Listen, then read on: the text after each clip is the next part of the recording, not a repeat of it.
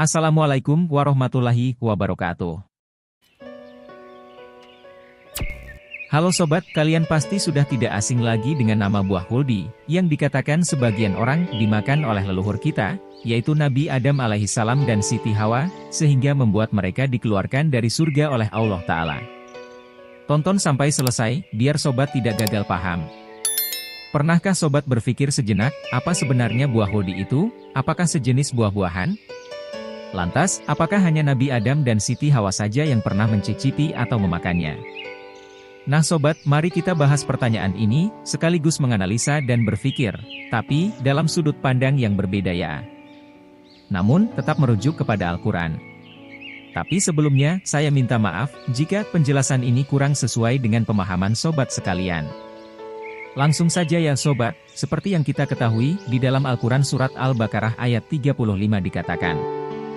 Dan kami berfirman, wahai Adam, tinggallah engkau dan istrimu di dalam surga, dan makanlah dengan nikmat, berbagai makanan, yang ada di sana sesukamu. Tetapi, janganlah kamu dekati pohon ini, nanti kamu termasuk orang-orang yang zolim. Al-Quran Surah Al-Baqarah ayat 35. Di dalam ayat ini, yang dilarang Allah itu, mendekati sebuah pohon. Bukan buah. Jadi, maksud kata pohon di sini, itu sebenarnya adalah sebuah kiasan. Kenapa? Karena itu adalah ujian yang diberikan oleh Allah kepada Nabi Adam alaihissalam, lewat iblis, sebab iblis itu sudah mengetahui pohon yang disebutkan. Dan sebenarnya, di ayat ini kita sudah dikasih kunci jawaban sama Allah tentang jebakan iblis, hanya saja, kitanya yang tidak sadar.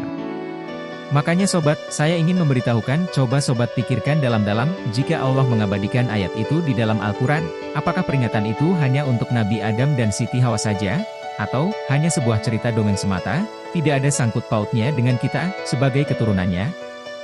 Nah sobat, sekarang mari kita bahas soal maksud dari pohon ini, biar kita sedikit paham, ada satu contoh kasus, yang mungkin bisa membuat sobat paham, insya Allah. Kira-kira begini. Katakanlah sobat orang baik, yang belum kenal namanya maksiat. Terus, tak lama kemudian karena mengikuti tren, sobat dapat pacar seorang wanita cantik jelita. Nah, pada awalnya sobat masih biasa-biasa saja. Seperti jalan-jalan bersama, makan bersama, nonton bersama. Setelah jalan beberapa minggu atau bulan, muncullah rasa penasaran dalam hati sobat, karena mungkin pernah menonton film cinta-cintaan, jadi ingin merasakan sesuatu yang lebih dari hanya sekedar jalan-jalan.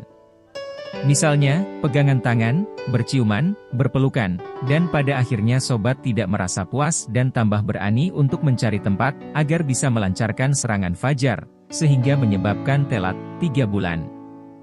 Nah, dari awal sobat punya keinginan lebih, sampai pada akhirnya membuat si wanita telat 3 bulan, inilah yang dimaksud dari pohon itu.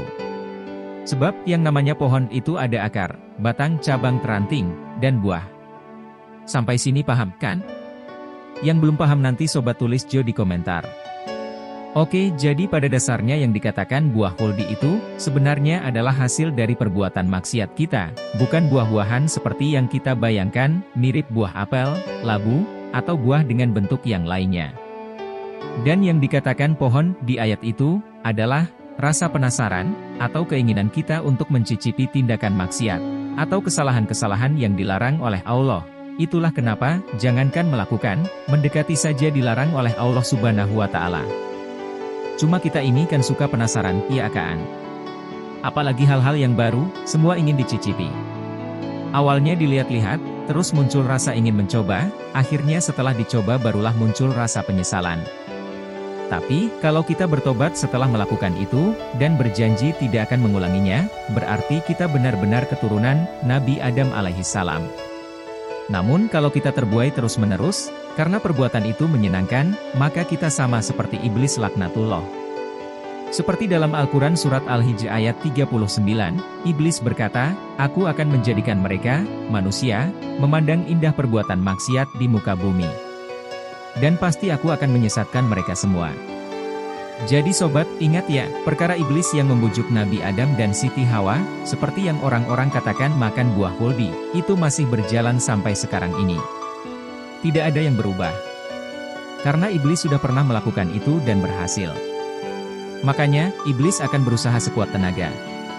Agar kita sebagai keturunan Nabi Adam bisa mencicipi buah huldi, sama seperti kekeliruan yang pernah dilakukan oleh leluhur kita. Maaf ya iblis, rahasiamu bocor.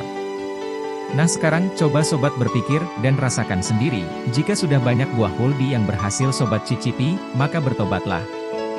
Semoga penjelasan yang sedikit ini bisa bermanfaat bagi kita semua. Jangan lupa like, komen, dan subscribe. Semoga Allah selalu mencurahkan rahmatnya kepada kita semua. Amin. Wabillahi taufik wal hidayah. Wassalamualaikum warahmatullahi wabarakatuh.